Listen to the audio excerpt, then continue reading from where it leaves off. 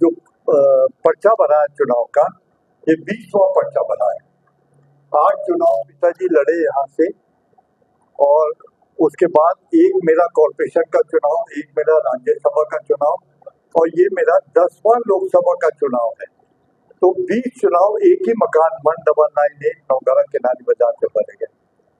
यही वो जगह है जहाँ से हमारे पिताजी लाला रामचरण अग्रवाल 3 बार 4 बार जेल गए यहाँ फ्रीडम मूवमेंट पे, और यहीं से राजनीतिक सोच और सफल, और पता नहीं कितनी बार यहाँ पे लोग आए, अरुणा चौधरी, लाला श्यामनाथ, चौधरी ब्रह्मप्रकाश, और बहुत बड़े बड़े नेता यहाँ अक्सर मीटिंग होती थी, आते जाते रहते थे, लोग आते जाते रहते थे, और यहीं से मेरा बचपन और फिर आज तक का सफर तय हुआ। हमारी जो परंपरा चांदनी चौक की है वो खून में है, और वो कभी बदल नहीं सकती। जो मोहब्बत यहाँ लोगों की है वो बदल नहीं सकती। आज भी वो रिश्ते जो मेरे जीवन से जुड़े हुए हैं, उनके जीवन से जुड़े हुए हैं, वो आज भी बदस्तूर वैसे ही है।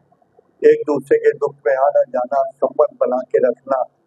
मैं कहीं भी रहा हूँ, लेकिन मेरे रिश्ते चांदनी चौक और चांदनी चौक में रहने वालों से कभी खत्म नहीं हुए।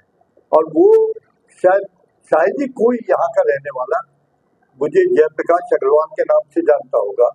वो सब मुझे या तो जय, अगर वो पिताजी के जमाने के हैं, जय भाई वो जो मेरे बराबर के हैं, और जेपीआई जो अब नई पीढ़ी है, इस नाम से वो लोग मुझे बुलाते हैं, और मुझे बहुत अच्छा लगता है। मेरा विजन चांदनी चौक का देने से पहले मैं एक बात का अफसोस जाहिर करना चाहता हूँ कि अगर कोई भी चुना हुआ नुमाइंदा है तो उसकी जिम्मेदारी बनती है कि वो अगर चुना हुआ है तो अपने क्षेत्र के बारे में आवाज उठाएगा। वहां पे परेशानियों से जो लोग जूझ रहे हैं उनके लिए आवाज उठाएगा, या कोई प्रोजेक्ट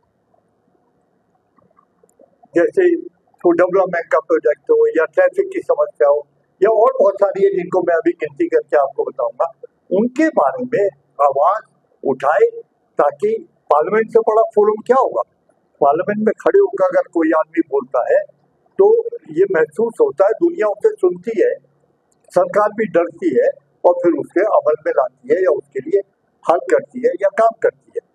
लेकिन मुझे ये बताते हुए बड़ा अफसोस है कि भारतीय जनता पार्टी की सरकार ने चांदनी चौक को 100% इग्नोर किया। 100%।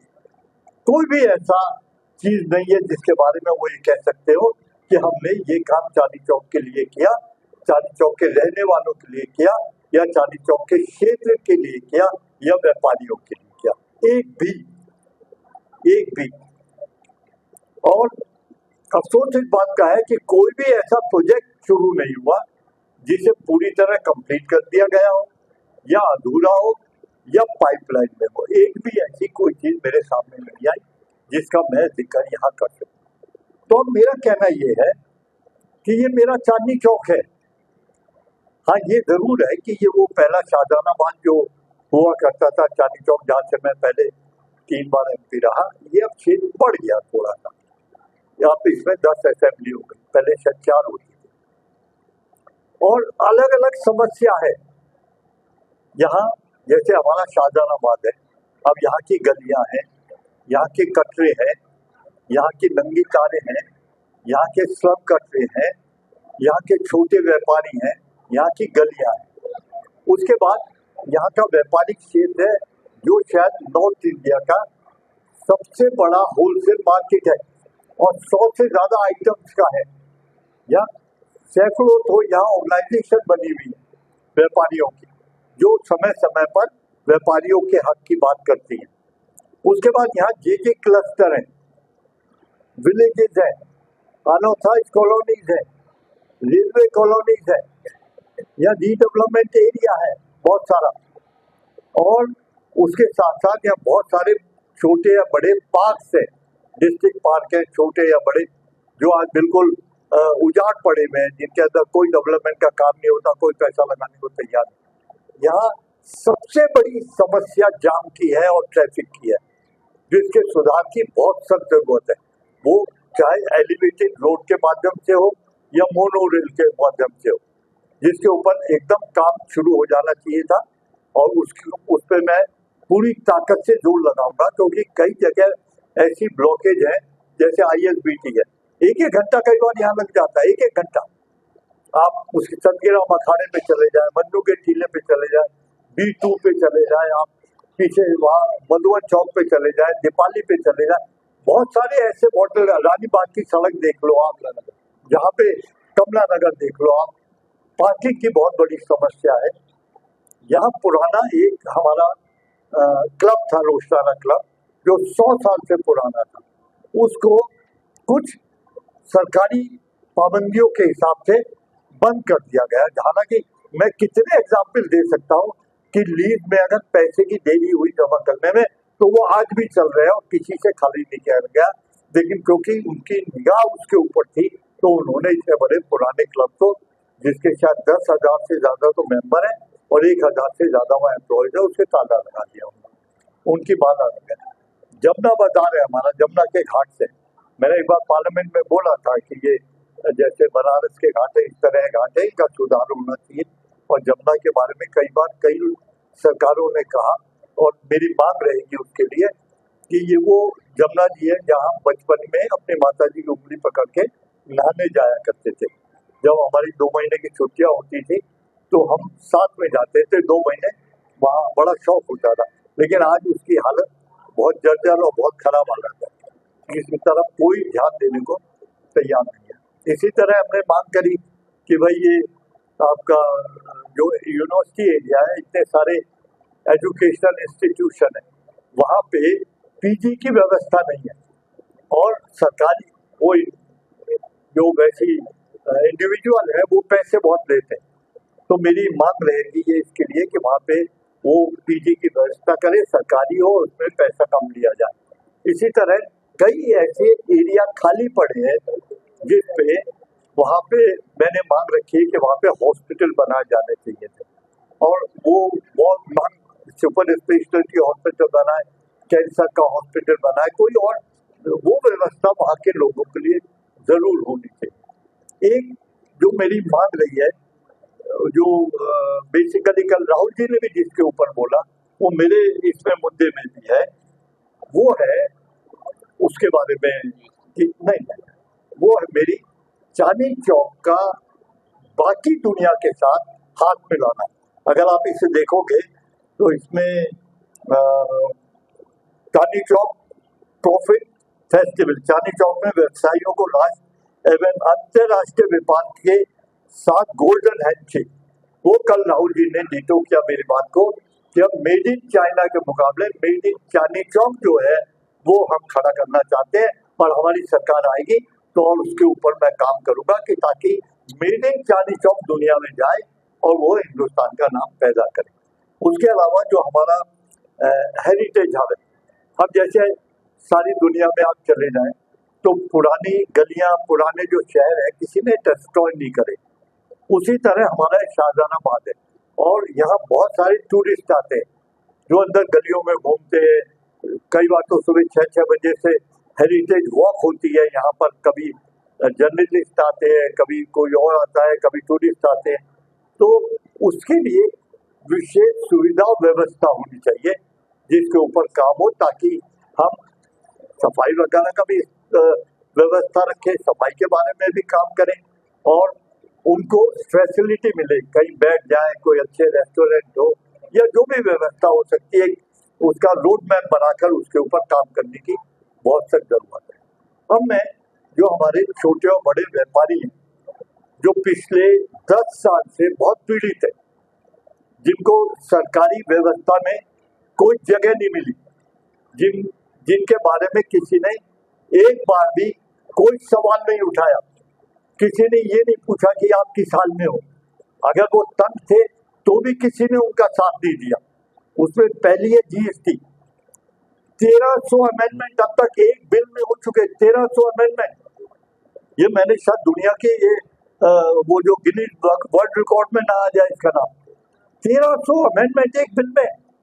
और बहुत सारी ऐसी आइटम जिसमें जीएसटी नहीं थी, उन्होंने उस पर जीएसटी लगा दी। कपड़े पे जीएसटी नहीं थी, इन्होंने जीएसटी लगा दी। कई ऐसे उद्योग थे, आइटम थे जिसमें 5%, 7% उस पर टैक्स हुआ करता था, वो 18% और बढ़ा के 28% कर दिया। तो वो किसी भी व्यापारी के हक पे नहीं है और व्यापारियों ने उसका जबरदस्त विरोध भी किया, लेकिन सरकारी तंत्र के डर की वजह से कोई आदमी उस पर खुलकर बोला नहीं। और जो चुने हुए नुमाइंदे थे, जो इनके लोग थे, वो बोले नहीं। उनमें से एक आदमी ने भी उनका साथ नहीं दिया, खड़े होकर सरकार के सामने खड़े होकर सवाल नहीं करे कि आप ये गलत कर रहे हैं, इस व्यवस्था को बदलना चाहिए। एक और इन्होंने कानून बना दिया एमएसएमई का कि इतने दिन में पैसा आना चाहिए। वो हमारे अकाउंटिंग सिस्टम होता है, उसमें सरकार को दखल नहीं देना चाहिए और मैं उसकी मांग रखूंगा कि भाई ये कानून गलत है, इसकी ये नहीं होना चाहिए। तीसरा, इन्होंने चांदनी चौक में बजाय व्यापारियों को मदद करने के उनका रास्ता बंद कर दिया।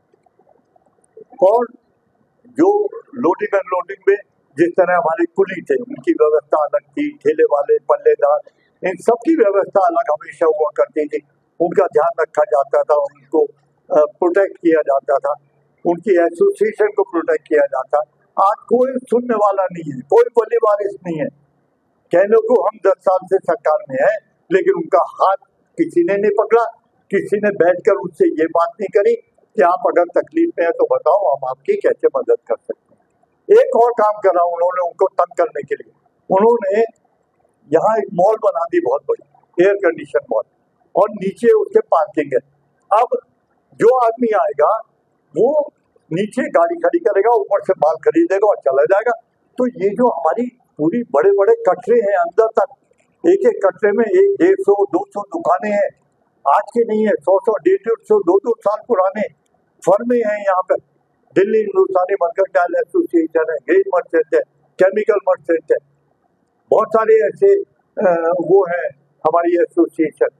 आज कोई बात कर रहा है उनसे? उनको डराते हैं, उनसे चंदे का पैसा मांगते हैं, उनसे और साधन मांगते हैं, लेकिन आज तक किसी ने उनके बारे में एक सवाल भी नहीं किया। उसके बाद झुग्गी झोपड़ी मैंने आपको बताया जिससे सुधार की जरूरत है। एलिवेटेड रोड, सड़क और मोनोरेल, प्रदूषण वो जब तक ट्रैफिक सही नहीं होगा और जब तक हमारे पार्क सही नहीं होंगे। सबसे ज्यादा पॉल्यूटेड सिटी दिल्ली हो रही है इस समय। तो हम जो चांदनी चौक के रहने वाले हैं, उसके चारों तरफ के ट्रैफिक से सबसे ज्यादा प्रभावित हमारा क्षेत्र है। और बार बार टेलीविजन में और वैसे भी अनाउंसमेंट होता है कि उसकी हालत बहुत खराब है, तो उसके ऊपर भी होगा। अब जो हाउस टैक्स है, अब पुरानी दिल्ली के रहने वाले लोग, पुरानी गलियों में रहने वाले लोग, उनके मकानों में हाउस टैक्स लगा रहे हैं। उनके कमर्शियल जो उनकी दुकानें 2-2 साल पुरानी है, उनको जब मर्जी हाउस टैक्स उसका बढ़ा दिया, कभी कमर्शियल कर दिया, कभी कुछ कर दिया। उससे पीड़ित है, मैं उस पर भी अच्छी तरह काम करता। अब एक मेट्रो का विस्तार की जरूरत है। हमारे यहाँ 2 लाइन जा रही है और मुझे लगता है इतने बड़ा क्षेत्र जो आईएसबीटी के बाद का है, उसमें तकरीबन 7 विधानसभा आती है और वो इंटरलिंक नहीं है। अगर हमें ट्रैफिक की समस्या को कम करना है तो इसको इंटरलिंक करके मेट्रो या मोनोरेल या एलिवेटेड रोड, इनका विस्तार करना पड़ेगा, तब हम जाकर उस काम को पूरा कर पाएंगे। और जो हमारे नौजवान हैं, आज कोई भी व्यवस्था उनकी नहीं है, नौकरियां मिलनी नहीं, सरकारी नौकरियां बंद हो गई, रोजगार से पीड़ित है। अगर कोई भी नौजवान बच्चा अपने पिताजी की दुकान पे अगर बैठना चाहता है तो वहां इतना स्पेस नहीं है, क्योंकि काम बंद हो गए लोगों के। पहले जीएसटी ने मारा, उसके बाद नोटबंदी ने मारा, फिर जीएसटी ने मारा। अब क्योंकि इकोनॉमिक साइकिल रुकी हुई है, हर आदमी, हर व्यापारी बहुत तंग है, तो उसकी व्यवस्था कि उन बच्चों को अच्छा फ्यूचर मिले, हम दुनिया की दौड़ में वो पीछे न रह जाए, हम उनके लिए क्या कर सकते हैं उसके ऊपर हम काम करेंगे और उनके साथ हम हाथ मिलाकर उनकी समस्याओं को दूर करेंगे। और हमारा उनका प्लेटफॉर्म हमेशा खुला रहेगा ताकि वो कभी भी हमारे साथ बात कर सके और किसी माध्यम की उसमें जरूरत ना हो। मुझे लगता है मैंने बहुत सारी, और फूड फेस्टिवल एक लास्ट है मेरा, जिसमें हमारे यहाँ खाने पीने की चीजों की बहुत चर्चित दुकानें हैं, जैसे पराठे वाली गली।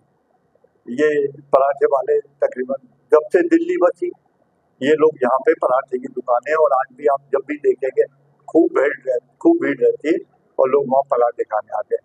यहाँ सेंटर बैंक वाले की पकौड़ी है, उसका बहुत नाम है। कंवर सैन हलवाई है, उनका बहुत नाम है। घंटे वाले हलवाई थे, वो शायद बंद हो गए, उनका बहुत नाम है।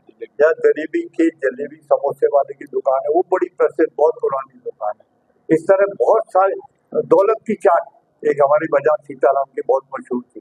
तो ये ऐसी बहुत सारी चीज है खाने की, और उनको दोबारा रिवाइव करके दुनिया के सामने रखने के लिए कुछ फूड फेस्टिवल हो, कोई नहीं, पहले मैंने किए थे एक बार, और मुझे बहुत शौक था कि मैं जब भी कोई ऐसी चर्चा करता था तो मैं अपने पुराने मकान में करता था, ताकि मैं लोगों को वो कर सकूं। मेरा कहना ये है सर, हम चुने हुए नुमाइंदे लोगों के दिल में अपनी जगह बना पाए, उनसे दोस्ती करें, उनसे हमदर्दी रखें, उनकी बात को जबरदस्त प्लेटफॉर्म पे, सबसे बड़े प्लेटफॉर्म पे उठाएं, ताकि उनको ये ना लगे कि हमारा सांसद ऐसा बेकार या निकम्मा है कि उसको अपने क्षेत्र के बारे में बिल्कुल नहीं मालूम। मैं उस गिनती में अपना नाम नहीं लिखवाना चाहता, और इसी कारण आज इस चुनाव में मुझे बड़ा अच्छा समर्थन उन सारे सहयोगियों और दोस्तों से मिल रहा है। कोई और चीज नहीं, तो मैं अगर कोई चीज आप मेरे से पूछना चाहते, मैंने कहा जीएसटी सिंप्लीफाई करना। मैंने कहा राहुल जी ने भी कल जीएसटी के बारे में कहा था कि ये इतने सारे अमेंडमेंट, इतनी जो अलग अलग फर्क के इन्होंने रेशो बनाए हैं, हम उसका विरोध करते हैं। हम हमारी सरकार आएगी, हम चीजों को सिंप्लीफाई करेंगे। पहले भी किया हमने, पहले भी किया, हम बोलते भी। मेरे सर एक मिनट, मेरे सर 5 साल के कार्यकाल के अगर सवाल देखेंगे अपनी सरकार के सामने, तो 898 सवाल हैं। 898 मेरे मंत्री थे, मेरी सरकार थी, मेरे प्रधानमंत्री थे, मैं पार्टी का अध्यक्ष था, लेकिन सरकार, हमारी पार्टी ने कभी नहीं रोका कि आप जनता की आवाज उठाने के लिए, अपने लोगों की आवाज उठाने के लिए चुप बैठे रहें। 898 सवाल कम नहीं होते सर। मैंने तकरीबन 150 ऐसी मेरी डिबेट्स है पार्लियामेंट की, जिसमें मेरी कई जगह तीखी झड़प मंत्रियों से हुई है, कई होम मिनिस्टर साहब से हुई मेरी, कमलनाथ जी से हुई मेरी, सीपी जोशी साहब से हुई मेरी, कई लोगों से बड़े तीखे सवाल करता था मैं। सरकार का काम है जवाब देना। हम जब हमें एक प्लेटफॉर्म मिला तो हम चुप नहीं रह सकते, हम काम करेंगे। हमने काम किया है, हम आगे भी काम करेंगे। कोई छोटी या बड़ी समस्या क्षेत्र की होगी, वो पार्लियामेंट में गूंजेगी, चाहे वो मुझे पार्लियामेंट से निकाल दे या उसका काम करे। मैं बिल्कुल चुप रहने वाला नहीं, ना मैं पहले चुप रहा हूँ। हाँ, मैं पतला दुबला जरूर हूँ, शरीर से लगता है कि साहब मैं कमजोर हूँ, लेकिन मेरी आवाज में बहुत दम है, मैं रुकने वाला नहीं। बहुत बहुत धन्यवाद सर, बहुत बहुत धन्यवाद। कुछ कह रहे? धन्यवाद। सवाल पूछो, सवाल है आपको ही सवाल पूछना चाहता हूँ। सर एक सवाल वो वीडियो लगा रहे मेरे कोई, एक वीडियो लगाओ।